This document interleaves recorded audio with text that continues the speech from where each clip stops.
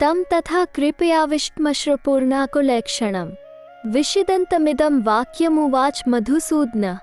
संजय बोले, इस प्रकार करुणा से आविष्ट और अश्रुओं से पूर्ण तथा शोकयुक्त व्याकुल नेत्रों वाले अर्जुन के प्रति मधुसूदन ने ऐसा कहा। कुत्स्त्वा कश्मलमिदं विषमे समुपस्थितम् अनार्यजुष्टमस्वर्ग्यं कीर्तिकरमर्जुन। श्री कृष्ण भगवान बोले, हे अर्जुन, तुझे इस असमय में यह मोह किस कारण से प्राप्त हुआ? क्योंकि न तो यह आचरण विशिष्ट पुरुषों द्वारा लक्षित है, न स्वर्ग को प्राप्त होने वाला है और न ही तुम्हारी कीर्ति को फैलाने वाला है। क्लैव्यं मास्मागम पार्थ नैतत्वयुपद्यते क्षुद्रम हृदय दौर्बल्यम त्यक्त्वोत्तिष्ठ परतप। इसलिए हे अर्जुन, नपुंसकता को मत ग्रहण करो, तुम्हारे अंदर यह उचित नहीं जान पड़ती। हे तपस्वियों में श्रेष्ठ, हृदय की तुच्छ दुर्बलता को त्याग कर युद्ध के लिए तत्पर हो जाओ। कथम भीष्मः संख्ये द्रोण च मधुसूदन इषुभि प्रतियोत्स्यामि पूजा हावृसूदन। भगवान के इस प्रकार उलाहना देने पर अपने परिजनों के साथ संभावित युद्ध को अनुचित बताते हुए अर्जुन अगले 2 श्लोकों में अपना निश्चय व्यक्त करते हुए कहते हैं, हे मधुसूदन, मैं रणभूमि में अपने तीरों से किस प्रकार भीष्म पितामह और द्रोणाचार्य के विरुद्ध युद्ध करूंगा, क्योंकि हे मधुसूदन, वो दोनों ही मेरे पूजनीय हैं। गुरुने हत्वा हि महानुभावाय श्रेयो भोक्तु भैक्ष्यम्पि लोके हत्वार्थकामांस्तु गुरुनिः भुनिज्य भोगान रुधिर प्रदिग्धान।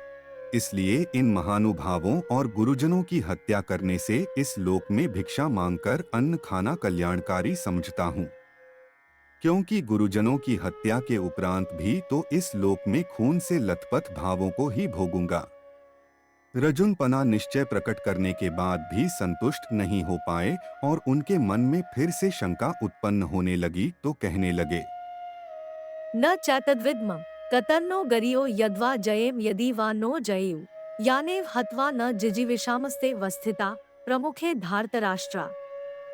हम यह भी नहीं जानते कि इस युद्ध को हम जीतेंगे या उनको हम पर विजय प्राप्त होगी। यह युद्ध हमारे लिए श्रेष्ठ है या नहीं, उचित है या नहीं।